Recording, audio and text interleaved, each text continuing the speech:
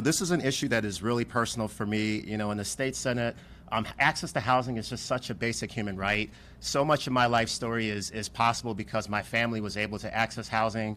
From the very beginning, my dad coming over as a refugee from Ethiopia in the early 80s, not speaking any English. My mother being a single mother, Black American, 18 years old, was able to find access to scattered site public housing in the community of Lincoln Square, integrating that neighborhood in the early 1980s as a result of the Gautreaux 1976 Supreme Court decision.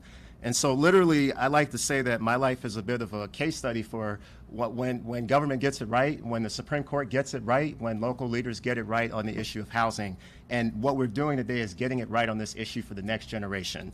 My staff will tell you that in recent weeks, we have had constituents coming in. In one particular week, just last month, we had over 27 walk-ins in need of some form of housing help.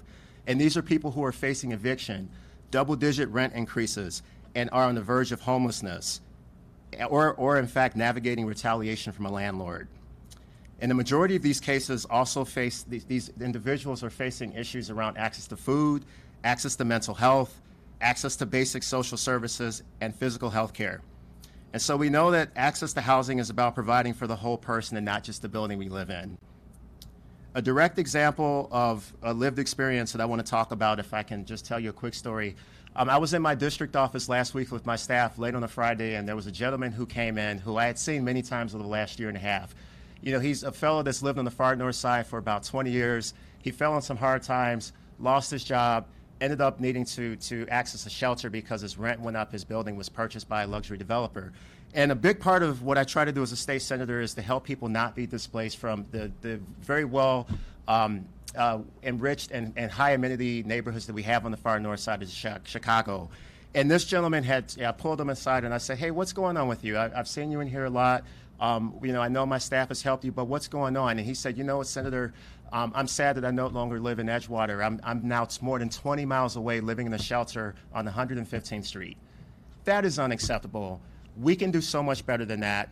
And when we look at this executive order today, the genius of this executive order is that it is hitting access to housing and several different systemic points of access that are going to ensure that we actually create the housing units that we need and preserve those that are currently online.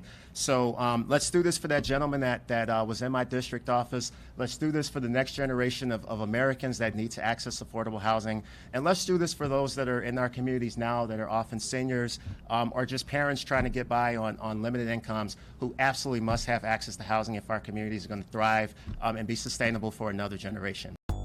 Thanks for watching this video. Please like and subscribe to keep up to date with news from the caucus. For more information on what the senator is working on, please follow them on social media using the links in the description down below.